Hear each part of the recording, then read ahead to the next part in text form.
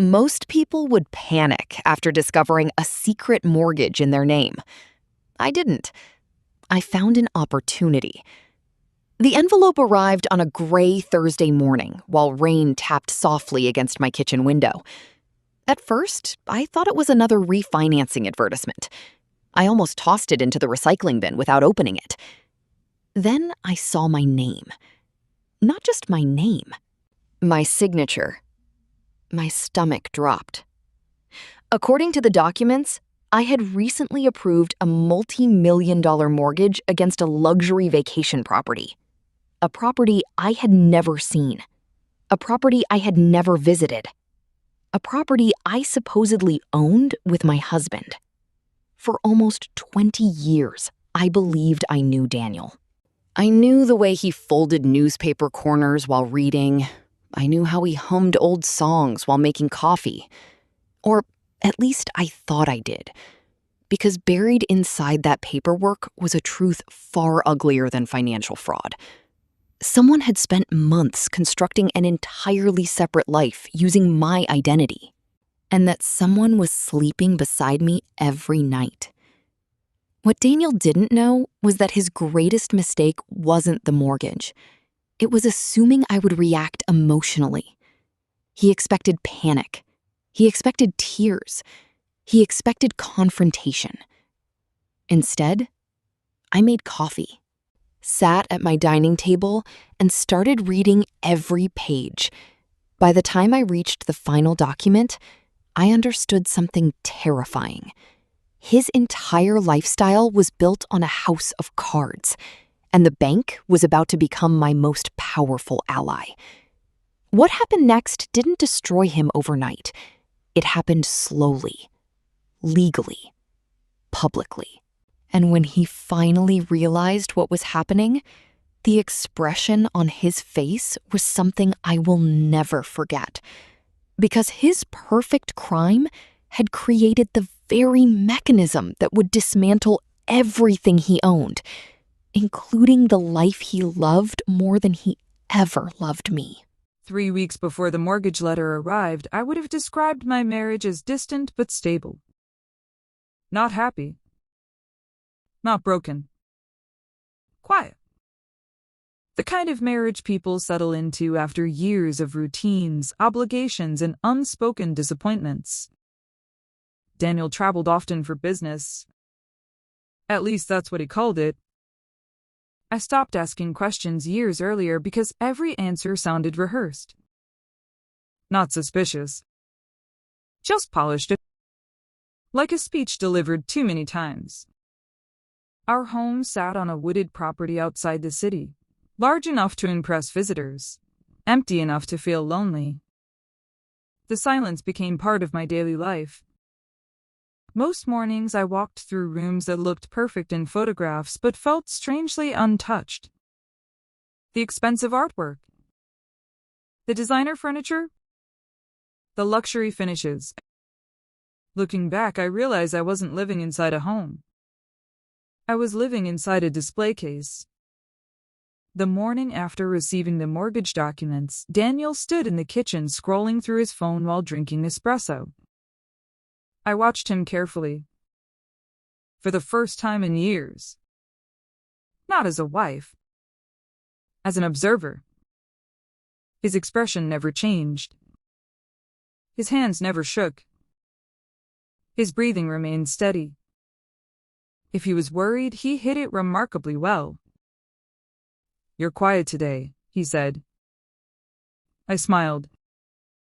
"Didn't sleep much." He nodded. "No concern."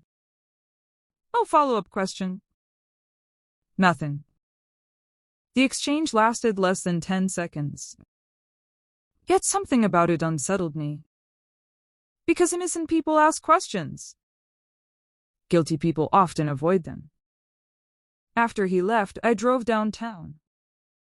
The city was waking up beneath low clouds and morning traffic. Coffee shops filled. Office workers crossed intersections. Construction crews unloaded equipment. Life moved normally. Meanwhile, my own life felt as though it had slipped slightly off its foundation. I met with an attorney recommended by an old friend. Not a dramatic television lawyer. A quiet woman named Rebecca who spent most of our meeting reading documents instead of talking. I respected that immediately. When she finally looked up, her expression had changed.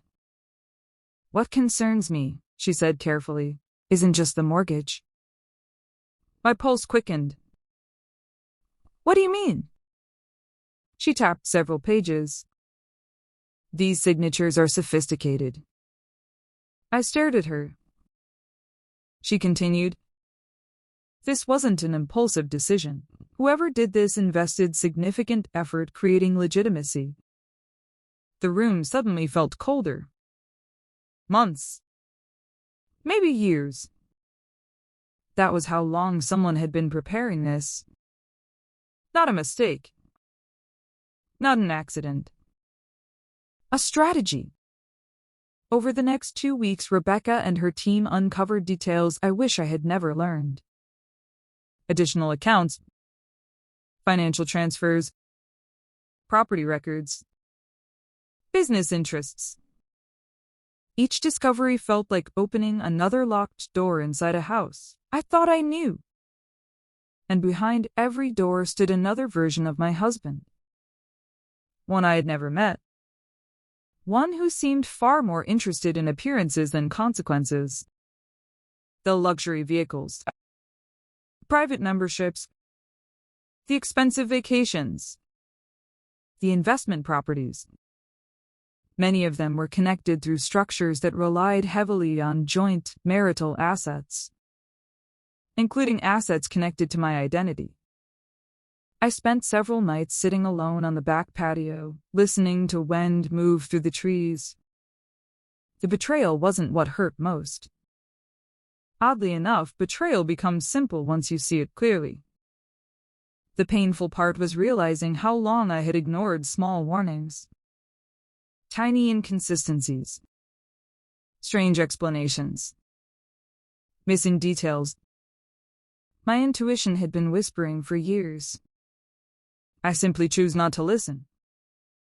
Then came the discovery that changed everything. Rebecca called late Friday afternoon. I could hear excitement in her voice. Not happiness. Professional certainty. "There's something you need to see." An hour later, I sat inside her office. The setting sun painted long orange reflections across the conference table. She slid a folder toward me. Inside were authorization documents connected to the mortgage transaction. I read them twice. Then a third time? My heartbeat accelerated. Because buried within the paperwork was a legal chain Daniel clearly hadn't anticipated. A chain that potentially granted temporary authority over specific financial actions connected to assets supporting the loan. Not unlimited power. Not magical power. Just enough leverage to create consequences. Real consequences. Rebecca leaned back. He built this structure assuming nobody would examine it closely. And now? Her eyes met mine. Now the structure has vulnerabilities. The room fell silent. Outside, traffic moved below. Inside, my entire future shifted direction. For the first time since opening that envelope, I wasn't thinking about survival. I was thinking about accountability. Not revenge. Accountability. There is a difference. One is emotional. The other is documented. That weekend, Daniel left for what he described as a luxury networking retreat overseas. Ironically, part of the trip appeared connected to funds originating from the fraudulent mortgage. I drove him to the airport. We spoke casually. Weather. Travel schedules. Dinner plans. Normal conversation. The kind strangers might have while waiting in line. As he disappeared through security, I felt something unexpected. Not anger. Not sadness. Relief. Because for the first time in months the performance was leaving the stage. And I could finally see the machinery behind the curtain. What I discovered during the next 72 hours would transform this situation from a private betrayal into a public unraveling. One asset at a time. One document at a time. One legal signature at a time. And by the time Daniel's plane landed on the other side of the world, the first pieces of his carefully constructed empire were already beginning to move. The first vehicle sold on a Tuesday morning. I wasn't present. I didn't need to be. I was sitting inside Rebecca's office overlooking a busy intersection downtown when her phone vibrated. She glanced at the screen, then looked at me. It's done. Just 3 words. Yet they carried the weight of months of deception. Outside, traffic lights changed from red to green while strangers hurried through crosswalks, completely unaware that somewhere across town, one of Daniel's prized collector cars was no longer his. I expected satisfaction. Instead, I felt strangely numb.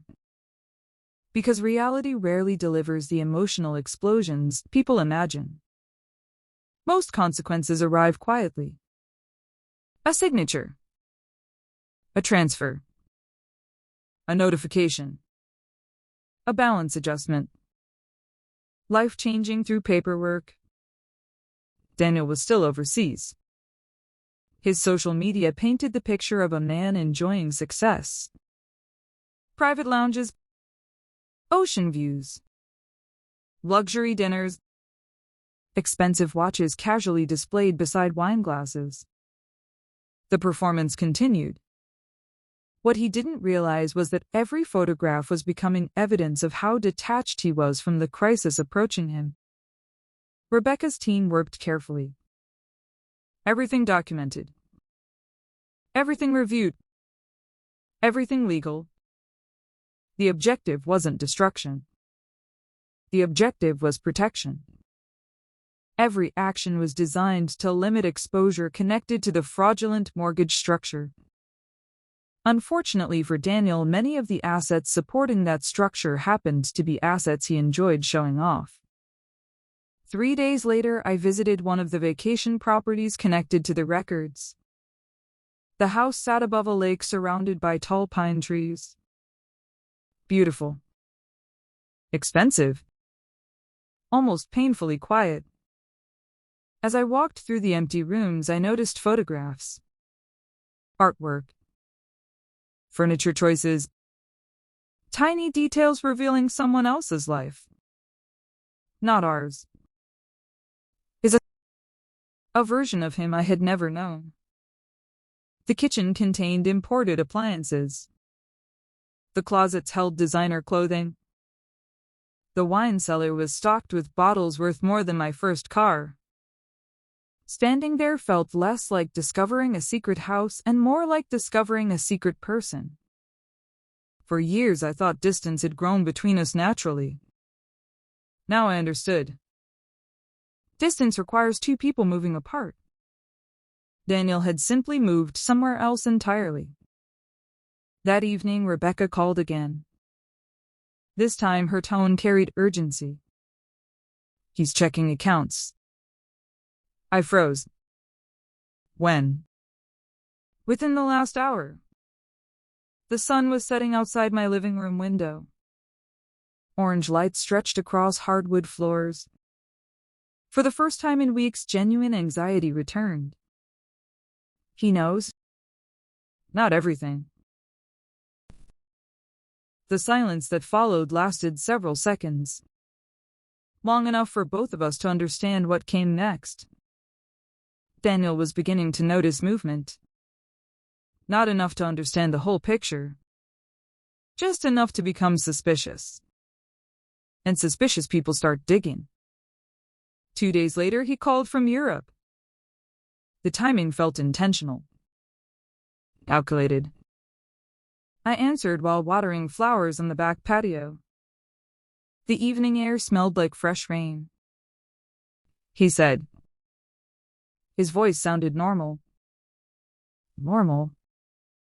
How's the trip? Good. A pause. Then, anything unusual happening at home? There it was. Not an accusation. A probe.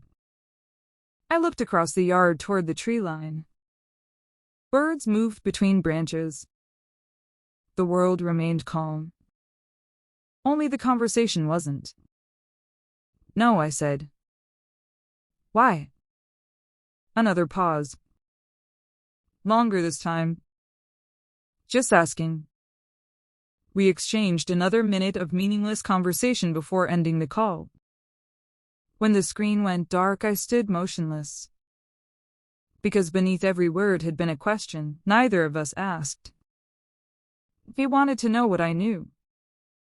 I wanted to know how much he suspected. Neither of us blinked first.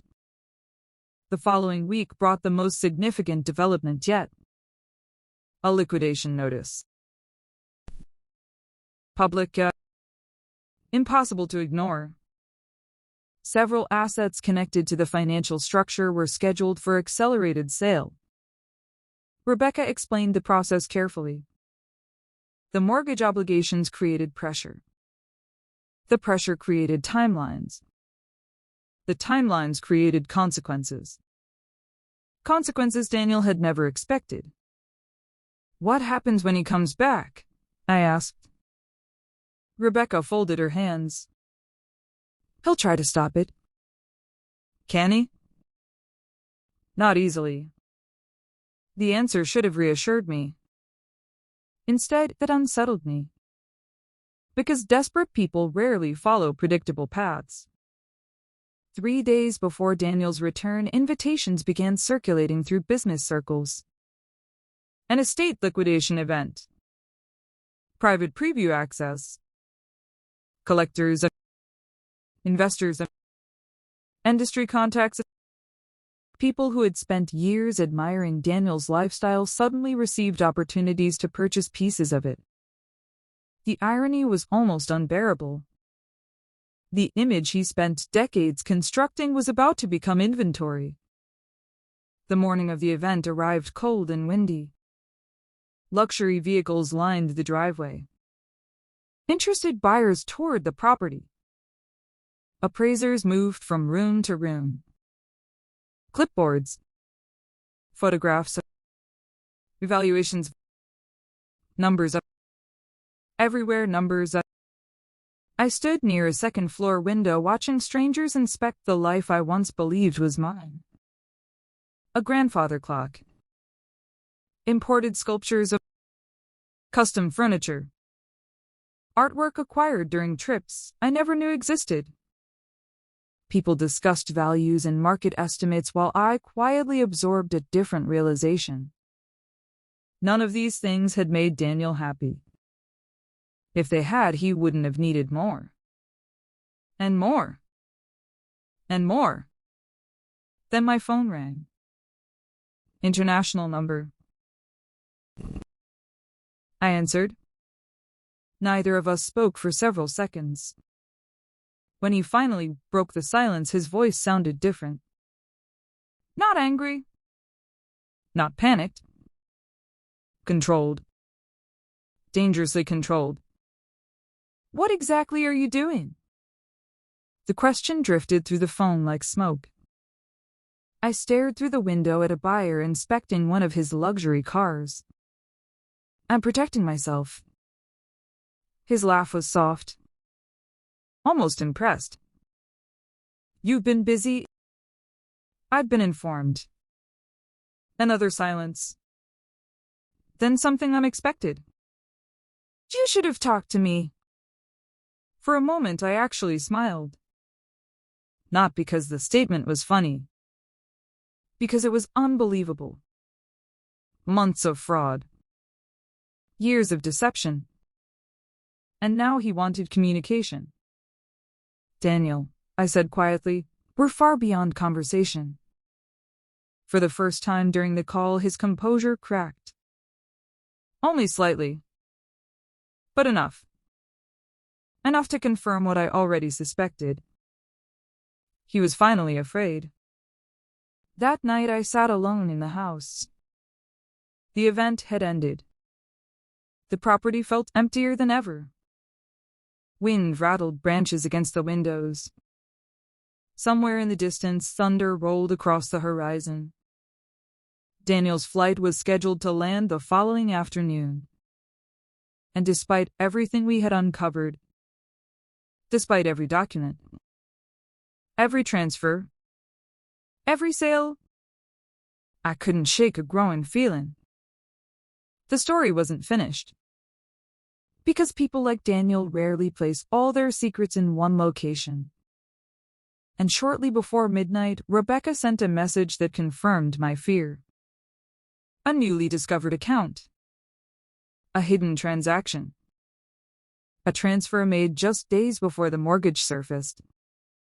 And attached to it, a name I had never seen before. A woman's name. One connected to millions of dollars that seemed to have vanished overnight. I stared at the screen while rain began tapping against the glass.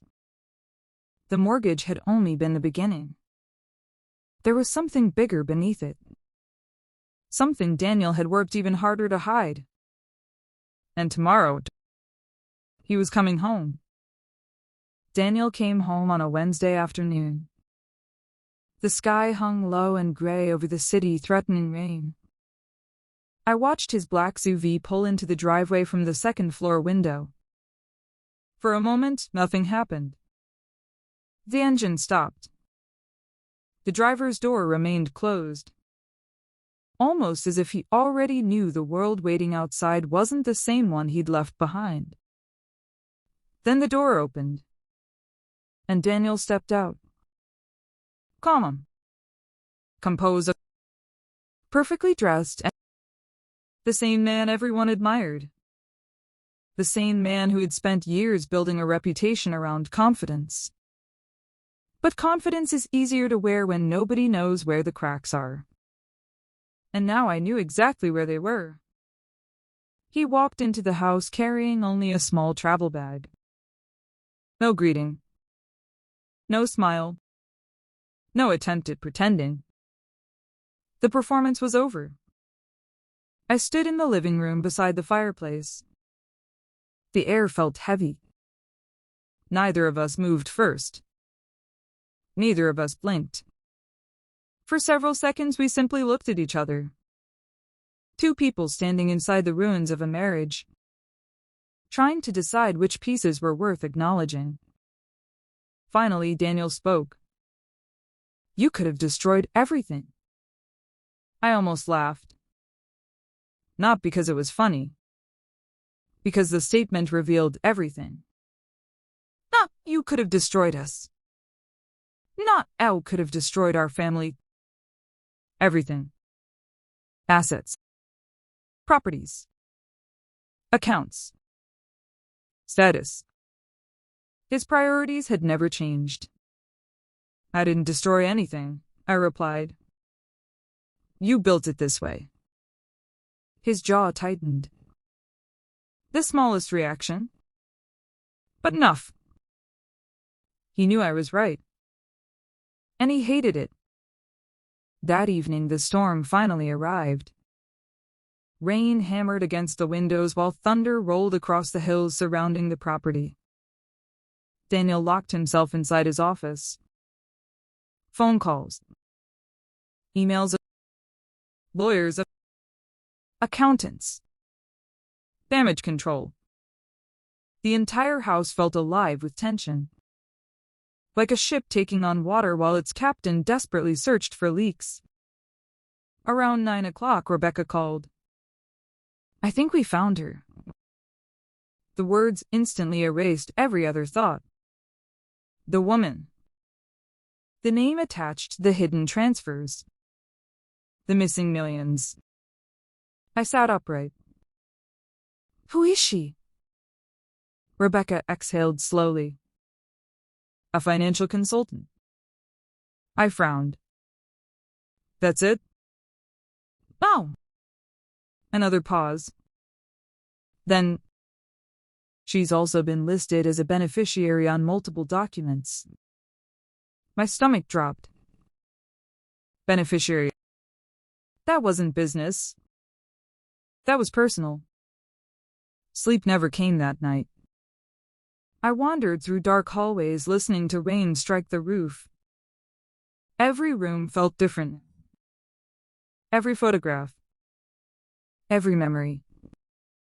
Every anniversary. Questions multiplied faster than answers. Had he loved her? Had he planned to leave?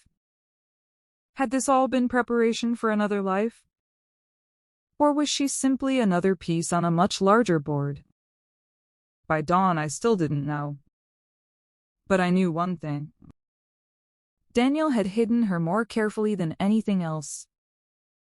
And people only do that when something matters. The next morning brought another surprise. One I never expected. Daniel approached me in the kitchen while I was making coffee. For the first time in weeks, he looked exhausted. Dark circles beneath his eyes. Wrinkles of tension around his mouth. The armor was slipping. And underneath it stood a man I barely recognized. "We need to talk." His voice sounded older. Heavier. I poured coffee. About which lie? The comment landed harder than I intended. His expression shifted. Not anger. Pain. Real pain. And that unsettled me more than rage ever could. Because monsters are easy.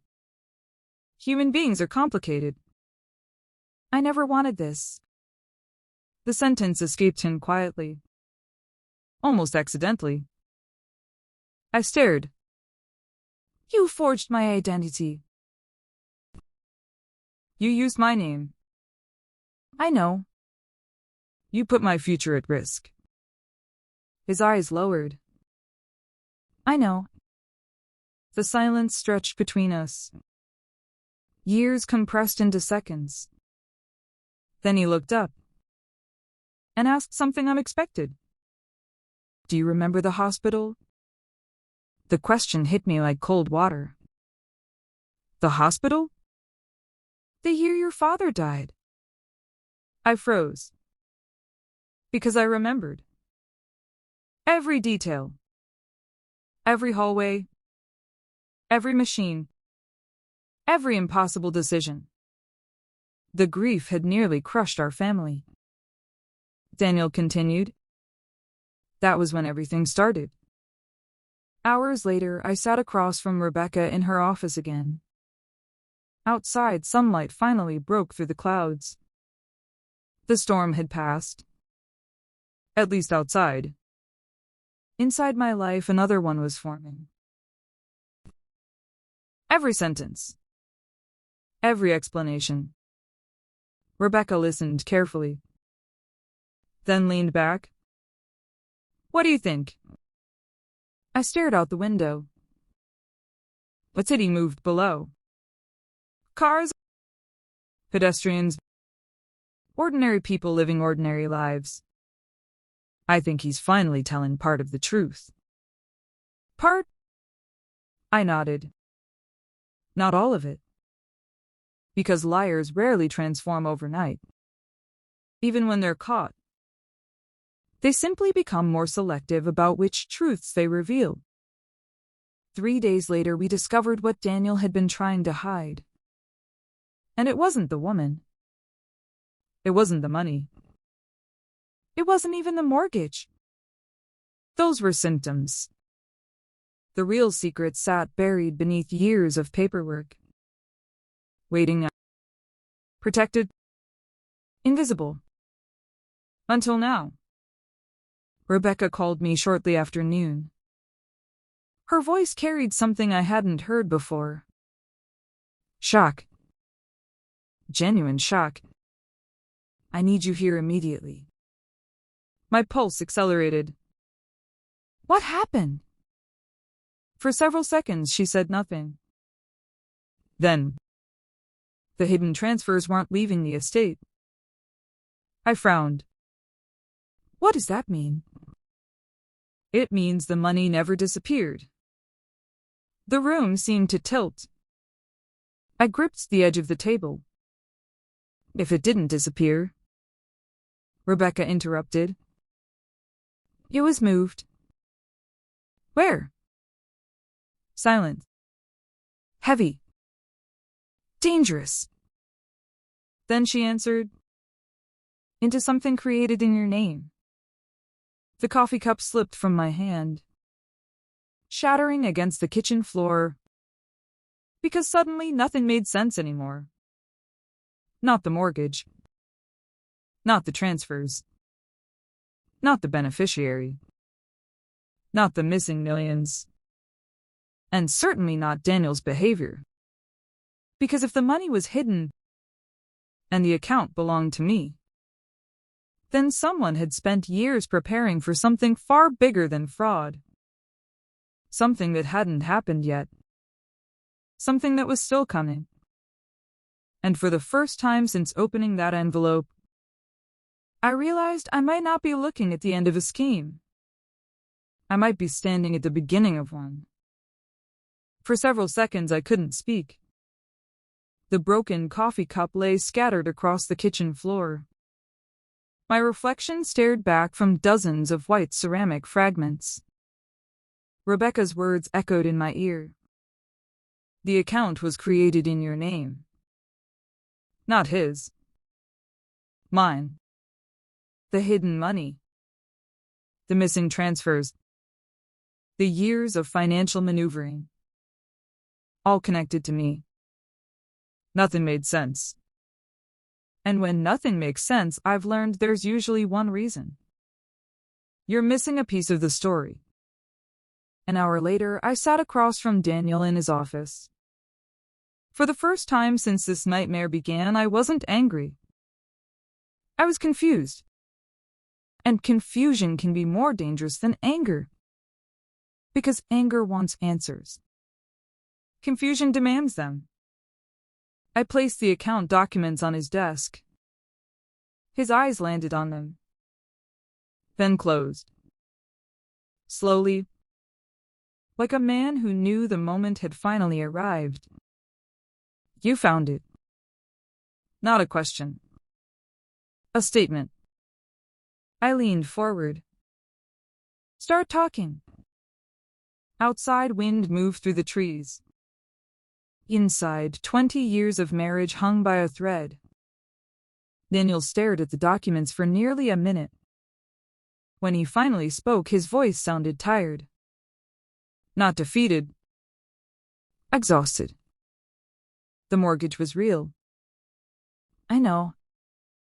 The forgery was real. I know. The lies were real. His eyes lowered. I know. Then he looked directly at me. But the money wasn't stolen. I didn't respond. I simply waited. Because people reveal more when silence makes them uncomfortable. And Daniel was becoming very uncomfortable. It started after your father died. There it was again. The same event. The same reference. The same wound. I stayed quiet. He continued. Your father knew things about my business partners. My pulse slowed. Not from relief. From concentration. Every instinct told me the next words mattered. A lot of people thought he kept records. What records? Proof. The room fell silent. Daniel rubbed his face. For the first time, he looked older than I had ever seen him. People spent years trying to find them. A strange feeling settled in my chest. Something between dread and realization. Because suddenly pieces were beginning to connect. Not perfectly, but enough. Daniel stood and walked toward the window. Rain clouds drifted across distant hills. The mortgage wasn't supposed to happen. I frowned. What does that mean? It was desperation. He turned. The people I worked with started asking questions. Questions. Pressure. Fear. The picture was becoming clearer. They believed I had access to something valuable. And did you? His answer came immediately. Then he hesitated. And hesitation has its own language. The room became very quiet. Finally, Daniel spoke again. They thought your father's records might eventually surface. I stared. And if they did, his voice softened, you would become a target. A chill moved through me. Slow, steady, uncomfortable. Because suddenly this wasn't about luxury cars, or secret properties, or hidden accounts. Those things had distracted me. Maybe intentionally. Maybe not. But now something deeper sat underneath everything. Fear. Not mine. Rebecca spent the next several weeks investigating every claim, every document, every transfer, every account. No assumptions, no shortcuts. Facts. Only facts. And slowly, an unexpected truth emerged. The money hidden inside those accounts had never funded another life. It had never financed another family. It had never disappeared. Instead, it had been moved repeatedly through complicated structures designed to place it beyond easy access. Protected, locked away, waiting for me. That realization didn't excuse anything. Not the forgery. Not the deception. Not the mortgage. Not the years of lies. But reality is often less satisfying than simple stories. The villain wasn't entirely a villain. The victim wasn't entirely powerless. And the truth wasn't neat. Truth rarely is. Months passed. The estate liquidation continued. The luxury vehicles sold. The secondary properties sold. Memberships ended. Investments were restructured. Debt obligations were settled. One by one, the symbols of Daniel's carefully constructed image disappeared. Not because I wanted revenge. Because consequences had arrived. And consequences don't negotiate. The hardest conversation happened 6 months later. Not with lawyers, not with bankers, not with investigators. With Daniel. One final meeting. One final conversation. Inside a small conference room overlooking downtown. The city glowed beneath evening sunlight. For several minutes, neither of us spoke. Then I asked the question that had haunted me since the beginning. Why didn't you tell me? His answer came quietly. Because every year it became harder. I looked away. The honesty hurt more than the lies. Because I understood it. Not accepted it. Understood it. Small secrets become larger secrets. Large secrets become walls. And eventually people stop knowing how to return. We finalized everything that afternoon. The divorce. The financial separation. The remaining legal agreements. 20 years reduced to signatures. Strange how life works.